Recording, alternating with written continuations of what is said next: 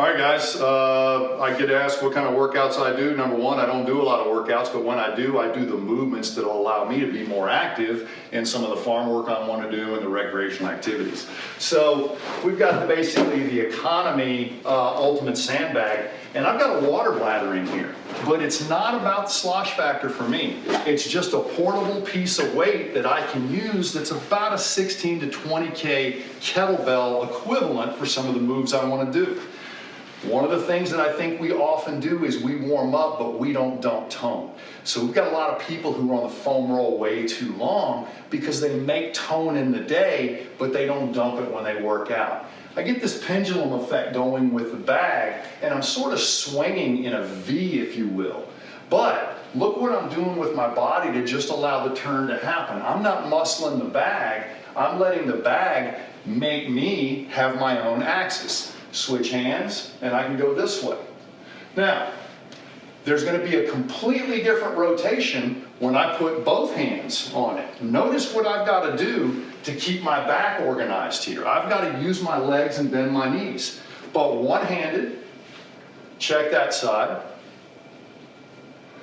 Inhale at the extreme rotation. Exhale when you're facing forward. Switch hands. And then you can go double, but realize range of motion goes down, and the responsibility of your legs is to protect your back and still stay on axis.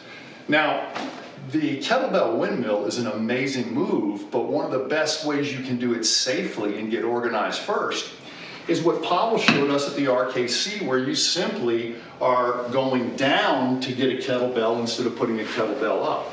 But when it's time to put that up, the sandbag goes right here. Now, if I'm doing a windmill, it's really easy to make this a 2D movement, but it's not a 2D movement. Watch how much I rotate when I do this. So first scene is this way. Notice how I rotate. I have very little weight on this front foot, and that's the number one mistake I see. I come back up because I don't have to cover the full range of motion in one shot. Now I go down, exhale a little bit more, stand back up. To see it from this angle, it looks like I'm just doing it 2D, but I'm not. As I go this way, I'm trying to keep this bag over that foot. So I go down. So when I'm down, my alignment's good. I drop this arm, I'm on this foot, not on that foot.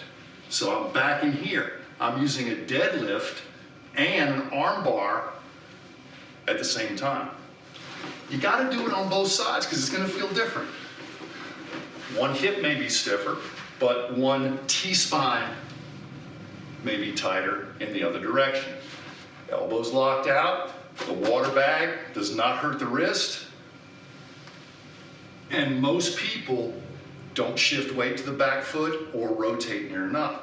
So I would rather you do 100 right here very well than one all the way down before you're ready. And each day is different when you first start doing this stuff. Now,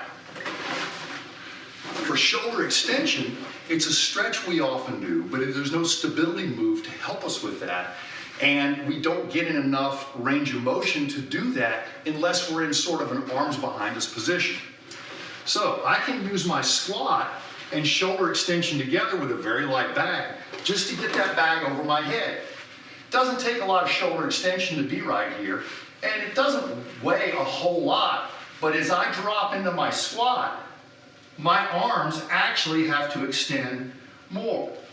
Now, this is a shoulder opening technique. It's not about how hard or how high I'm lifting. It's simply, can I get into this position, own that stability, and get back out. Lastly, I think people only think they can do chops and lifts with a band or a cable. But chops and lifts work really good with a bag in this position. Now, watch what I can do. I can lower the bag here, bring the bag up and across. I'm not using my neck and let that bag lay right down on my arm. I'm tracking the movement, and if I want to get more stable, I narrow my base. Now I'm not using my legs as much. I've got to use my core a little bit more. I can elevate one leg, make it even harder. So I'm not trying to do 5 hard chops and lifts. I'm trying to open up my range of motion and stabilize at the exact same time. The easiest part's right here, so this is where my exhale is. My inhale is here for reflexive core stability. These are some of the moves I do to actually basically get some movement patterns back. And the windmill, the squat, and the chops and lifts are pretty much enough to do that most days.